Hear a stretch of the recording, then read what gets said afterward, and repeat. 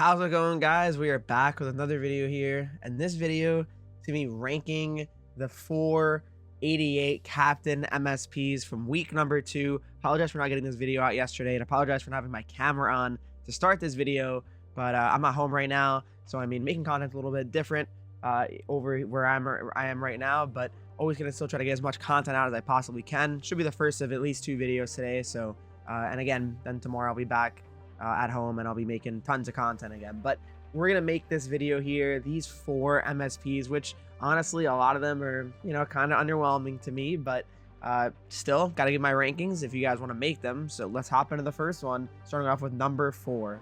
Starting off with number 4, it's got to be Roberto Luongo, and unfortunately I have to say that's because he's a goaltender, right? He's 6'3", 217. Goalies you really can't trust in this game because goalies for the most part are just so inconsistent. And they're just goalies are just, they're voodoo. I mean, it's like real life. I mean, goalies, they're either going to be on their game, unreal, making desperation saves for you, or they're going to just be the worst goalies out there and giving up every shot and saying, can I get one save? I think Luongo is probably the same case, right? So I've had some people inform me on Luongo and tell me how he's been playing, and I've heard some negative reviews, but I've also heard some okay reviews. But for me, it's always tough. I mean, if you need a goaltender, I mean, go ahead and make him. Try him out. He's an 88 goaltender. He's one of the highest rated ones out there. He's going to be the only goalie from this event, you would think. But 6'3", 217. He's got silver showstopper, which is fatigue, has less of an impact when making saves. The real positive with Luongo's card is that it helps his abilities, right? Like, it helps his energy, right? Like in the stamina bar. That's very nice to have on a goalie, without how OP pressure can be and how the goalie just starts sliding around and being desperate all the time. I think that's very positive. He has silver post to post. That's also a positive ability there. Not as good as it used to be back in the day, like NHL 22, but still a pretty good ability to have on Luongo. I think it's one that for sure is a reasonable one to activate. And then you also got the gold energizer. You got the energizer bunny battery. Is that what it is? It's a bunny, right? Not a rabbit. I don't even I'm cooked. But it provides a considerable energy boost for all skaters on the team after a desperation save. So I mean, that can be pretty nice when they make a desperation save. But showstopper is really the one that's very important here. It can really help the goalie not be so fatigued. And let up all these random goals that should never go in. So Roberto Luongo for me is the 4th best one out of the 8. I'm sorry, out of the 4 so far. Next week I'll do a ranking of all 12 though. Gotta be Steve Eisman here. So Eisman's a good card. He's 5'10", 185, right-handed center. So the thing about Eisman is he has worse face-offs than the next player I'm going to talk about. So that's the other issue. So he's definitely the 2nd best center from this week. He's got playmaking forward, shooting boost, and defensive boost. He only has 85 endurance, which is really not great here either. I do got to say one thing, though. His shot is pretty incredible. 94, 94, 90, and 89. So a heck of a shot in Eisman. 90 faceoffs is okay, but again, not as good as the other center from this event, from this week even, let alone. He's probably the 3rd best center of the event so far. And he's got off the rush. I mean, I get it because that's what his ability would be, right? He scored the slap shot goal in overtime to win it against the Blues in the playoffs. I totally understand it.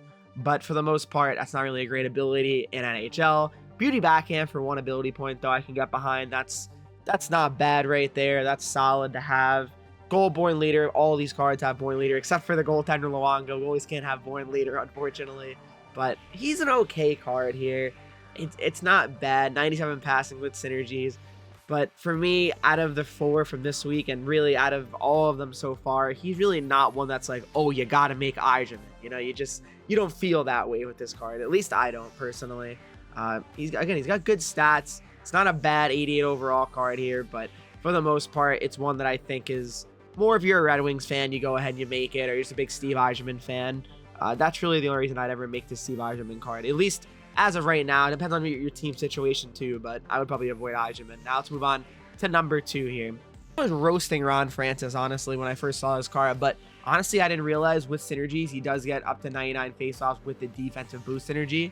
You can't check that when you don't have the player, when it's locked, so that I didn't know, and honestly, the synergies I'm still kind of unfamiliar with a little bit on what everyone does. It's a little bit different than years past, but regardless, he's 6'3", 200 pounds. He's a bit bigger than Messier, a bit slower though. So I think Messier is still better than Ron Francis because Messier has 99 face-offs, right? He is faster. Yes, he's an inch shorter, which, I mean, if you really, that's a big deal. I mean, fair enough then. If that's something you really think is a deal breaker, I can't really hate on that. But for me, Ron Francis, he's probably the second best player from this week. He's 6'3". He's got 99 draws, which is really nice. He's got silver third eye. That ability is not really amazing. Silver close quarters, though, is really solid. So I can't really hate on silver close quarters on Francis here. But yeah, I mean, it's a decent card. It is. It's a decent card. He's got 89 endurance, so better than Eisman's at 90. His hands are really good too. He gets 99 passing with synergies active there. So it's a good card. It is, but as I mentioned, I feel like these 88 overall cards are just solid. They're just solid. None of them are like, wow, like you gotta go out and make Ron Francis or else you're gonna really miss out and you're gonna need this card. It's gonna make a huge difference to your team and you're gonna win a lot more games with Ron Francis. I don't think that's really the case, but if you're looking for a centerman and say, I guess you're ready to be Messier, you need another. I mean, I guess Ron Francis could be the guy for you here. But other than that, I mean, I feel like he's just a solid, well-rounded card, but nothing absurdly good about Ron Francis. And now we all know that can only leave one. And I think this number one is pretty much by far the best one from week number 2. Number 1 is Roman Josi, guys. 6'1", 201 pounds, left-handed defenseman. He's got the two-way defenseman synergy. He's got shooting boost. He's got defensive boost as well. So overall, Roman Josi, 88 overall, to me, is the best card from week number 2 with the 90 acceleration and 90 speed. I mean, he's got unreal skating. He's got the silver shutdown ability. Tremendous ability to have active. Silver seeing eye can be interesting, I guess, with pressure active. You get some shots through and get the seeing eye activated, but we'll see. His shot's quite good too at 90, 91, 92, and 93. So yeah, I mean, I like this Roman Josi card a lot.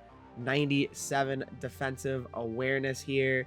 But yeah, Roman Josi's he's electric, honestly. He's probably the best one from this week, and he's probably a top 3 one from this event so far, I would say. I mean, he's phenomenal for sure. I mean, even his hands, he's got 92 passing, even 97 offensive awareness there. His body checking is always a little bit kind of underwhelming at 84, unfortunately, but he's still a very good defenseman card to use.